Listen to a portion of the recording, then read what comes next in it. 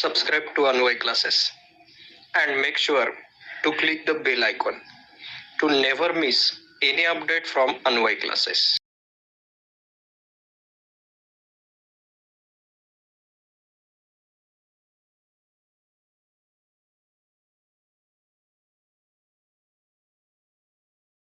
Hello everyone. Now we will study about the science 1, that is chapter number 2. You can see on the board also. We will go for this second chapter, that is periodic classification of elements. What is included in the syllabus in this chapter? That we have to study how the different types of elements are being arranged in a specific order, so that the study of these elements and their properties can become easy. So for this, there are various scientists. They have been taken efforts for the classifications. It also being affected because of the number of elements discovered at that particular time. होता यह है बेटा, हमारे पास कितने elements है उसके हिसाब से उनकी अरेंजमेंट इफेक्ट करती है. बात ये बताइए यहाँ पे कि अगर हम लोग बात देखते हैं यहाँ पे 1800 एट द ईयर ऑफ 1800, ये 1800 पे हमारे पास ओनली 30 एलिमेंट्स वेर नोन.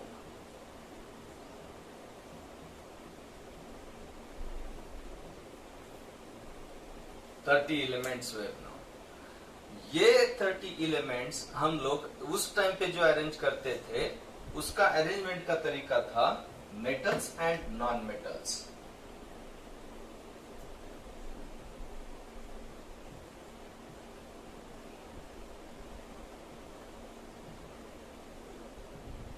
और फिर ये तरीका आगे जब बहुत ज्यादा एलिमेंट्स डिस्कवर होने लग गए तो ये तरीका सफिशिएंट नहीं लग रहा था.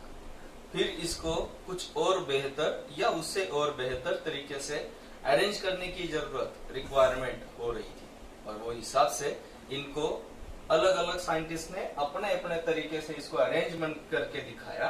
और ये अरेंजमेंट फिर हम लोग अभी इसको स्टडी करने वाले. ये बात ठीक उस तरीके से है कि जो हमने 8th स्टैंडर्ड में देखा है, how the structure of the atom had been discovered. Atom का स्ट्रक्चर किस तरह से होता है, इसकी बात हमने वो जो अलग अलग साइंटिस्ट ने देखा है, आपको याद होगा. वो डाल्टन ने बताया कि वो like a hard spherical ball. फिर थॉमसन ने बोला कि it is like a watermelon. फिर उसके बाद रुदरफोर्ड है, चैडविक है ना, ये नेल्स बोर है, अलग अलग साइंटिस्ट. फिर अभी जाके हम लोग देखते हैं कि हम लोग एटम का स्ट्रक्चर इस तरह से देख रहे हैं ना. जो न्यूक्लियस होगा जिसमें प्रोटॉन्स और न्यूट्रॉन्स है, फिर ये ऑर्बिट जिसमें इलेक्ट्रॉन्स होंगे, और ये तरीका आप बेहतर समझते हो. इस तरह से वो बात है ना. अभी ये चैप्टर को समझने के लिए हमें ये भी पता होना चाहिए कि ये एटम को लेके एटॉमिक नंबर क्या होता है, एटॉमिक नंबर क्या होता है, और एटॉमिक मास क्या होता है. एटॉमिक मास क्या होता है ये आप अच्छे से जानते हो. मैं बस रिवाइज करता हूँ, क्योंकि ये बात अगर हमको पता है तो ये चैप्टर और अच्छे से इजीली आप इसको समझ सकते हो. एटॉमिक नंबर, अभी जो स्ट्रक्चर मैं यहाँ पे दिखा रहा हूँ, जो हिसाब से इलेक्ट्रॉन के जो डिस्ट्रीब्यूशन है, ये हिसाब से मुझे लग रहा है ये एटम है सोडियम का. अभी अगर सोडियम का एटम हम लोग समझ रहे तो इसमें डेफिनेटली प्रोटॉन्स होंगे 11, न्यूट्रॉन्स है 12, और जैसा कि आप काउंट कर सकते हो इलेक्ट्रॉन्स भी है 11, सारे 11 इलेक्ट्रॉन्स है. फिर ये हिसाब से अगर मुझे इसका एटॉमिक नंबर यहाँ पे लिखना चाहिए तो मैं देखू इलेक्ट्रॉन का नंबर 11 है, 2 + 8 दिस 2 + 8 10 + 1 is 11. मतलब protons and this electrons are always same, that is the atomic number. मैं यहाँ पे लिख दूं atomic number here is 11 for sodium, है ना. और अगर एटॉमिक मास की मैं बात करूं तो आपको पता है the atomic mass is protons plus neutrons और यहाँ पे आप देख सकते हो प्रोटॉन्स 11 है, न्यूट्रॉन्स 12 है, तो ये एटॉमिक मास होगा 23। ये है वो बात 23। This is for sodium atom, है ना, ये वाली बात है। ये स्ट्रक्चर आपको बहुत अच्छे से पता है। ये स्ट्रक्चर को इस तरह से आने तक बहुत सारे साइंटिस्ट का कंट्रीब्यूशन है, और वो साइंटिस्ट अपने इतने हिसाब से एटम के स्ट्रक्चर के बारे में बता रहे हैं। फिर अलग अलग एक्सपेरिमेंट्स और अलग अलग स्ट्रक्चर, आज हम लोग जो 1911 में हमें रुदरफोर्ड ने बताया उस स्ट्रक्चर को फॉलो कर रहे हैं, है ना। ये है एटम स्ट्रक्चर की बात। अगर हम लोग ये चैप्टर की बात यहाँ पे कर रहे हैं तो आप देख सकते हो पेज नंबर 16 पे ये चैप्टर के सबसे ऊपर कुछ क्वेश्चंस मिले हैं, है ना। जो पहला क्वेश्चन आपको मिलेगा, what are the types of matter. तो मैं आपको इसको इस तरह से फटाफट बता दूं कि टाइप्स ऑफ मैटर अगर है, टाइप्स ऑफ मैटर अगर है तो इसके मैटर के टाइप्स आ रहे ये एलिमेंट्स, कंपाउंड्स एंड मिक्सचर्स, है ना। अभी देखो ये एलिमेंट्स में आपको पता है, the elements are further classified into metals,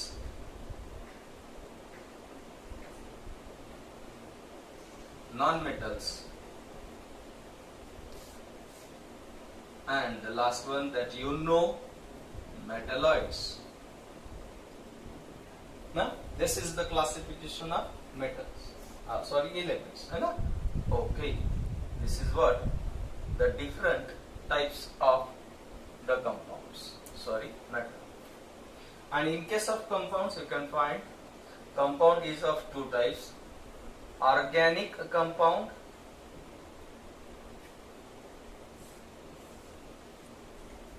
and inorganic compound.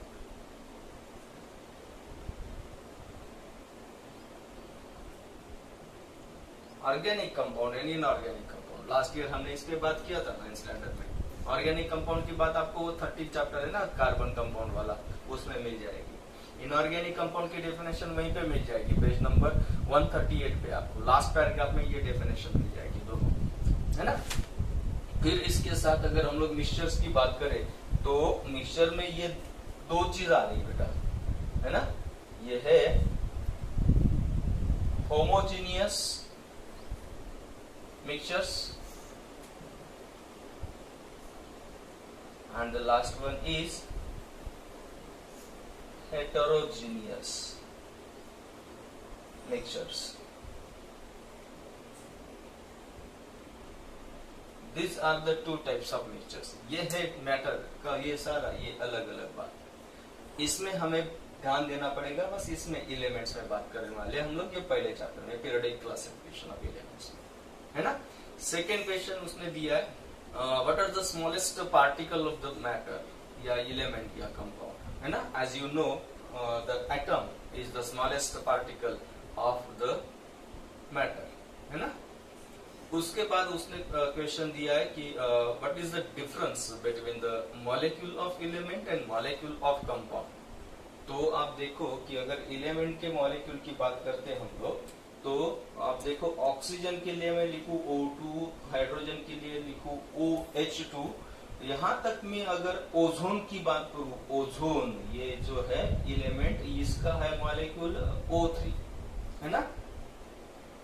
फिर यहाँ पे अगर हम लोग कंपाउंड के मॉलिक्यूल की बात करेंगे तो आपको पता है ये है NaCl, NaHCO3, CO2, H2O, ये कंपाउंड के मॉलिक्यूल।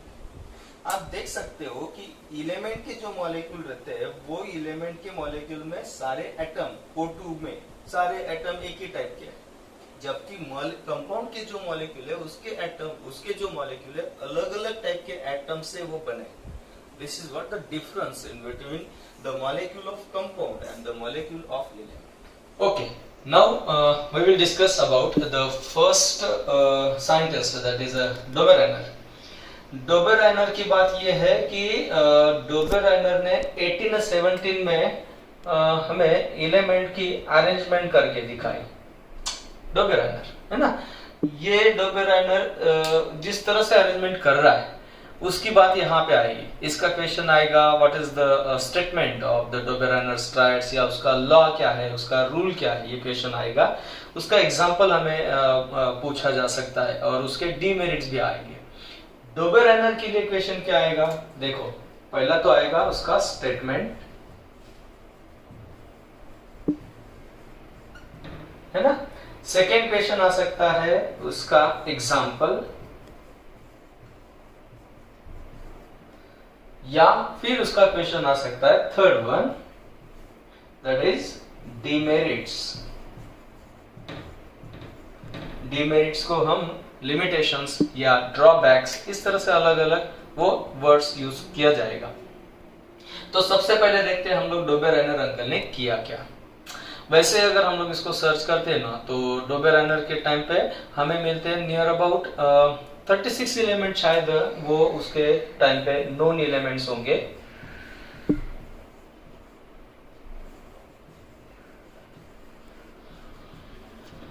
नॉन एलिमेंट्स होंगे, है ना, 36 होंगे नियर अबाउट। ये एग्जैक्टली कहीं पे मुझे मिला नहीं है।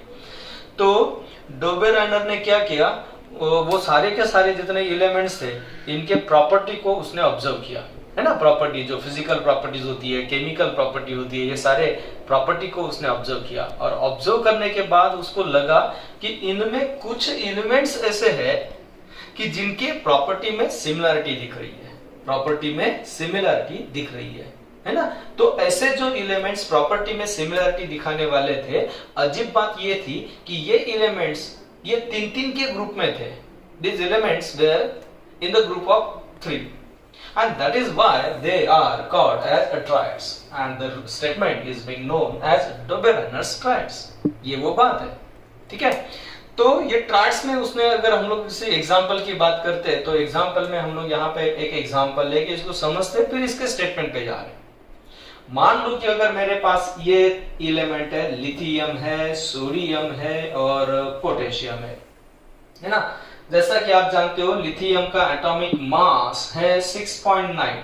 हम लोग मास कंसीडर करेंगे, मास, एटॉमिक मास। अभी हमने बात किया एटॉमिक नंबर क्या होता है, एटॉमिक मास क्या होता है, हमने बात किया इस पे, एटॉमिक मास, है ना। तो ये मास लिथियम का है 6.9 और सोडियम का है 23 और पोटेशियम का है 39.1। ये एटॉमिक मास है, ठीक है,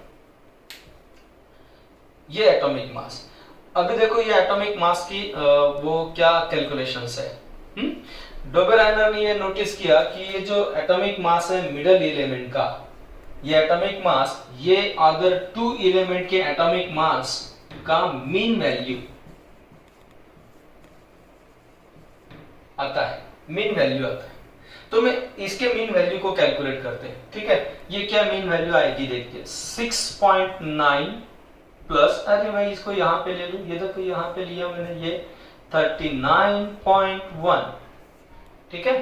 तो क्या आएगा, ये आएगा 9 plus 1 is 10 point here, 10 plus 6 is 16 plus 1 here, 3 plus 1 is 4, 46.0 आ गया ना। तो ये हम लोग क्या करते हैं, देखो यहाँ पे मैं ले रहा हूँ, ये है 46.0। अभी इसका मीन वैल्यू लेना है ना, तो ये 2 नंबर है, इसका भी मीन वैल्यू, मतलब आपको पता है भाई ये डिवाइडेड बाय 2 करना पड़ेगा, तो मैं इसको डिवाइडेड बाय 2 करता हूँ। ये देखो ये क्या आ गया, है ना, ये आएगा 2 1 the 2, 2 2 the 4 and 2 3 the 6। Look at this one, this is 23। Look, the answer is 23। Now this answer, you can find this answer, look at this one, it is here, and this 23 is the atomic mass of this middle element।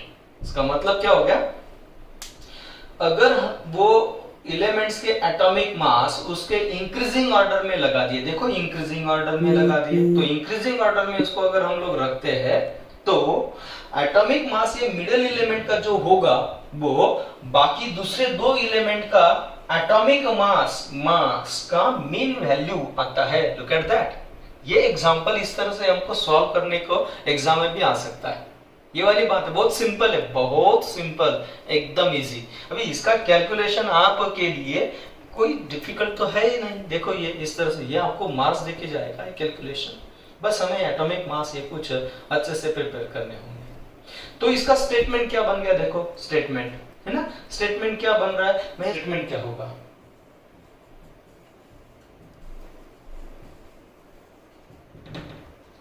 Statement होगा इस तरह से, इन 1817 डोबे, अच्छा ये बहुत दूर से आ रहा है ना, इसको कम कर दे, ये बहुत दूर से आ रहा है, इसको थोड़ा रास्ता भटक गया, वो यहां से लिखा था, ये आ गया, देखो जहां Dobereiner found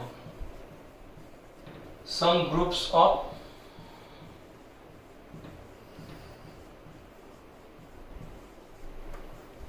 three elements. He found some groups of three elements which show similar properties.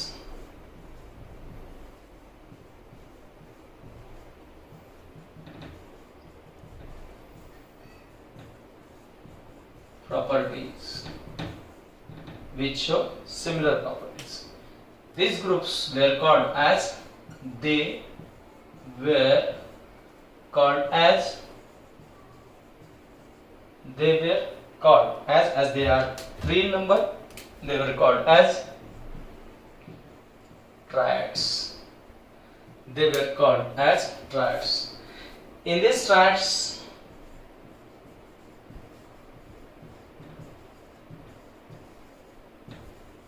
atomic mass of middle element was approximately mean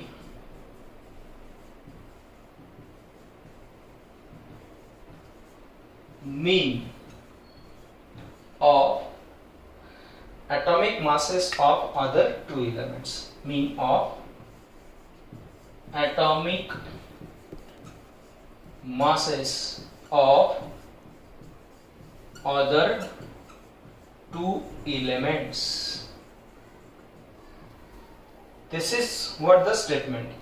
आपको ये नोट करना चाहिए, ठीक है, इसको नोट कर लीजिए अच्छे से। तो अगर ये स्टेटमेंट आपका हो गया ना, तो ये देखो ये आपका काम हो गया। यहाँ पे डोबे राइनर के लिए ये 3 पॉइंट पे हमें ध्यान देना चाहिए।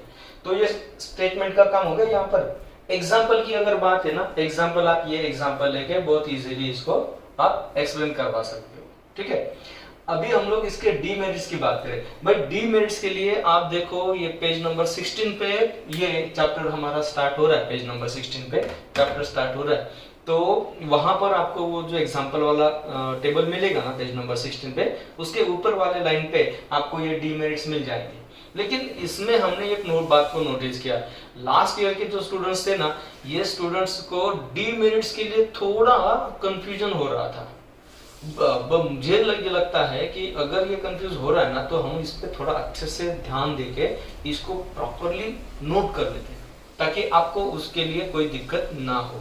जो इसके पहले वाले स्टूडेंट्स को मिला है प्रॉब्लम, वो आपको नहीं होना चाहिए। तो थोड़ा सीरियसली हम इसके स्टेटमेंट को अच्छे से लिख लेते हैं, है ना। बस 2 लाइनें, इसको ज्यादा वेटेज भी नहीं आएगा, बस 2 स्टेटमेंट्स है, 2 लाइन्स है, इसको समझ लेते हैं, समझने के बाद इसको लिख लेते हैं, ठीक है। तो डीमेरिट को समझने के लिए हम लोग क्या कर रहे हैं, डीमेरिट्स के लिए पहले हम लोग इसको समझते हैं। मान लो कि उसके टाइम पे अगर 36 एलिमेंट्स नॉन एलिमेंट्स थे, अगर एग्जैक्टली इंफॉर्मेशन नहीं मिल रही है मुझे, तो अगर 36 नॉन एलिमेंट्स है,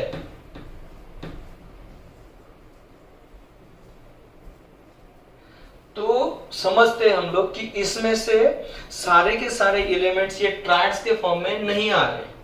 ये वाला पहला प्रॉब्लम है ना, कि समझ लो कि अगर इसको 3-3 के ग्रुप में अगर करते हैं तो कितना आएगा, 12 ग्रुप होना चाहिए ना, है ना। तो वो 12 नहीं हो रहा है अगर, तो उसमें से समझ लो कि बस 8 ही ग्रुप हो रहा है, 8 ट्रायड्स बन रहे, है ना। Out of 12 only 8 triads can be there which can be show the similar properties. बस 80 है ऐसे ग्रुप है कि जो सिमिलर प्रॉपर्टी वाली बात बता रहे हैं, बाकी तो सिमिलर प्रॉपर्टी कुछ दिखाई नहीं रहे, बाकी बचे हुए ना 8 3 24, बाकी जो बचे हुए वो ये एग्जैक्ट नंबर नहीं है, हम लोग एग्जांपल के लिए इसको कंसीडर कर रहे हैं ताकि मैं आपको वो पहला स्टेटमेंट करवा दूं, अच्छे से बता दूं। जैसे अगर मैं इसके डीमेरिट्स की बात करूं तो डीमेरिट में मेरा पहला स्टेटमेंट आएगा, फर्स्ट स्टेटमेंट आएगा ये इस तरह से, all the known elements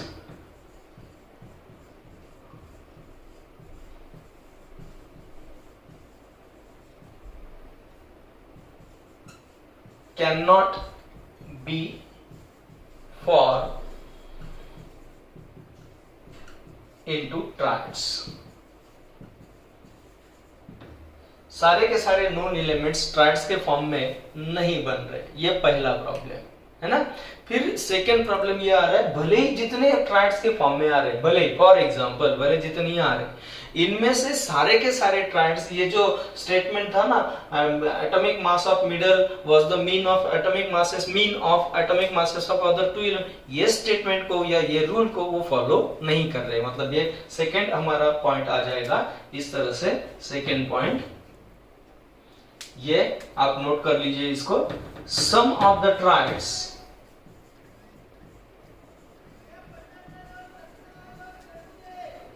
does not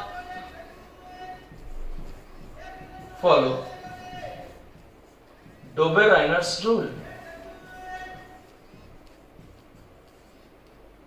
Dobereiner's rule, this is the second statement which show the demerits, just write it down। अभी हम लोग ये ना सेकेंड वाली बात करते हैं, देखो अभी डोबेराइनर हो गया, अभी हम लोग ये न्यूलैंड्स की बात करते हैं भाई, न्यूलैंड्स की बात, ठीक है। ये न्यूलैंड अंकल क्या थे, इसका जो बात है वो हमें मिल जाएगा पेज नंबर 17 पे, अच्छे से मिल जाएगा, बहुत सिंपल है ना। ये देखो इसको हम लोग समझते हैं, ये नाम है न्यूलैंड्स ऑक्टेव्स, न्यूलैंड्स ऑक्टेव्स, ये है ऑक्टेव वाली बात। ऑक्टेव इसके लिए वो है ना, आपको म्यूजिक में हमें पता है ना, वो नोट्स होते हैं सारे ग म प ध नी, वो वाली बात होती है ना, वो वाली बात अगर आप यहाँ पे देखते हैं ना, ये सा रे ग म प ध नी, इसके बाद और एक बार सा आता है ये। तो इसमें अगर म्यूजिक में इसको हम लोग देखते हैं ना, तो म्यूजिक में क्या होता है, अगर हम लोग ये पहला उसका वो पट्टी होती है ना, कुछ ऐसे होता है वो ना, एक पहला स्टेप, फिर सेकंड स्टेप, फिर थर्ड स्टेप ना, ये ऐसा कुछ होता है उसमें म्यूजिक में। अगर पहला नोट अगर हम लोग देखते हैं ना, तो इसमें जो फ्रीक्वेंसी होगी, तो अगर यहाँ पे जाके ये यहाँ पे जाके अगर हम लोग अगले पे जाते हैं ना, ये सेकेंड लेवल पे जाते हैं ना, स्टेप पे जा रहे हैं ना, अगले पट्टी पे जा रहे हैं ना, तो उसकी फ्रीक्वेंसी इसके डबल होगी।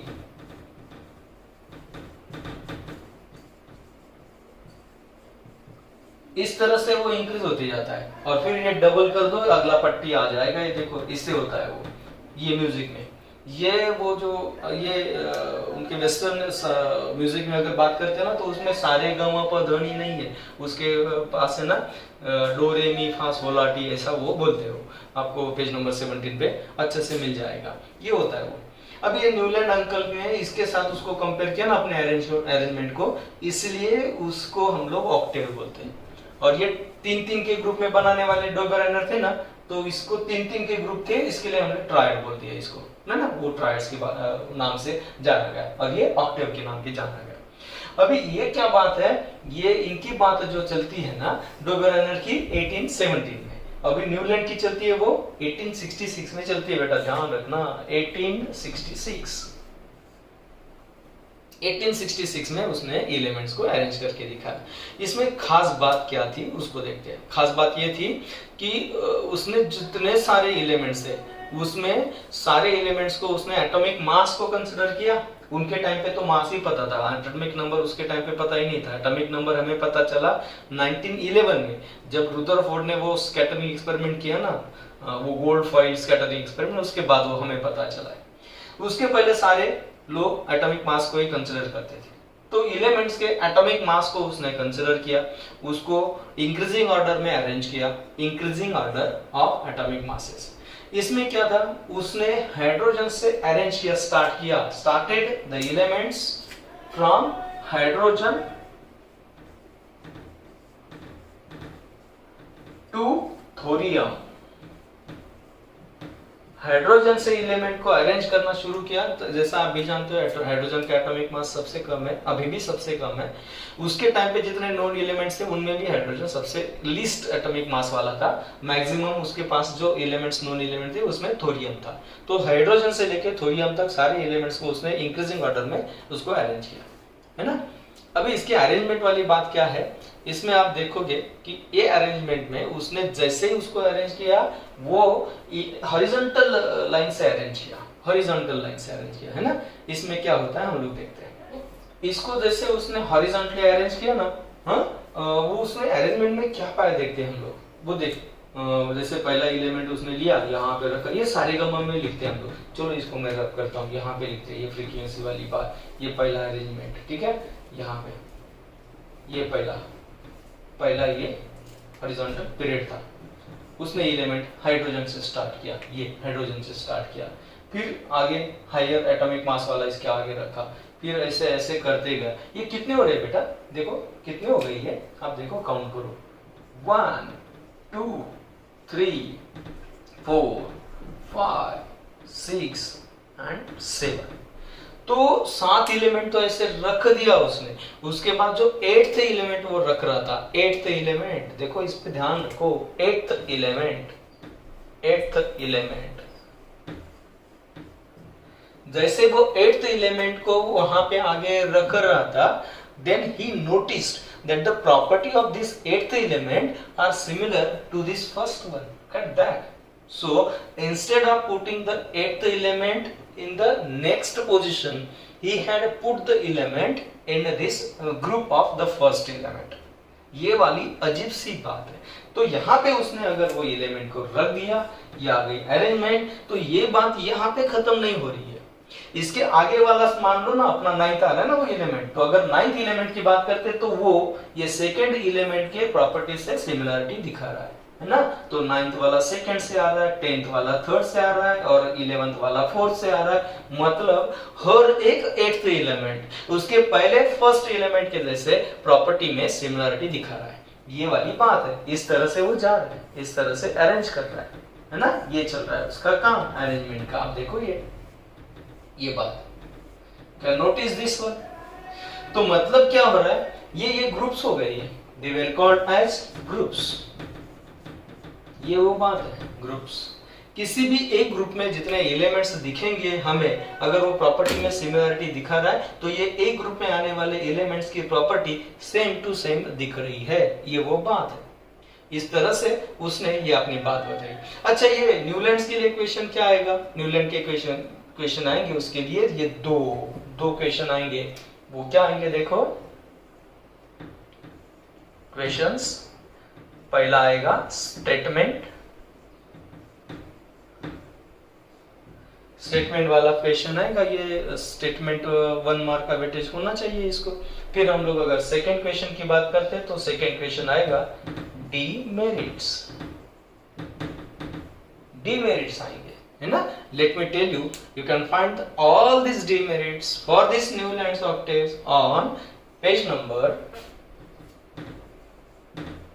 17, पेज नंबर 17 बिलो टेबल।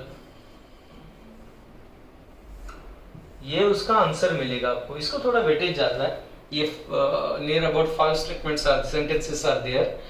तो डीमेरिट्स आपको वहां पे मिल जाएंगे। तो देखते हैं ये डीमेरिट्स है क्या, 1 बाय 1।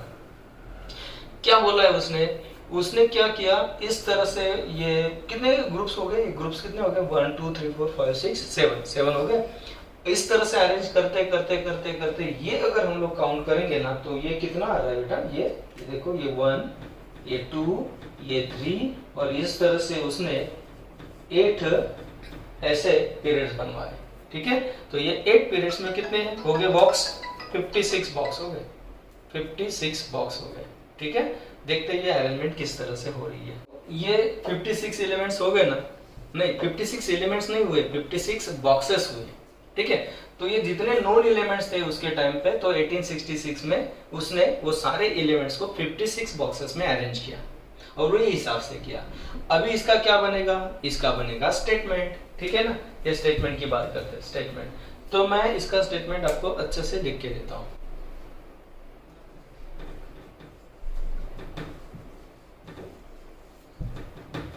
ये है वो स्टेटमेंट, ये when elements were arranged in the increasing order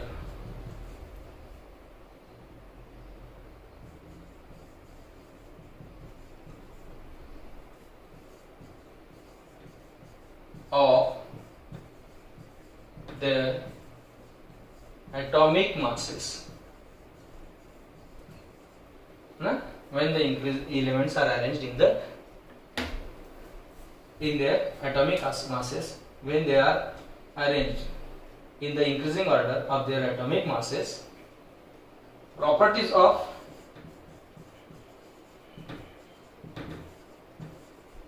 every eighth element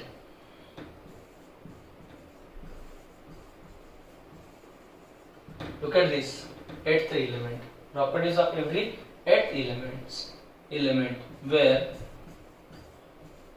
similar to the first. They were similar to the first. This is the statement. You have to go through the statement very properly, note it down.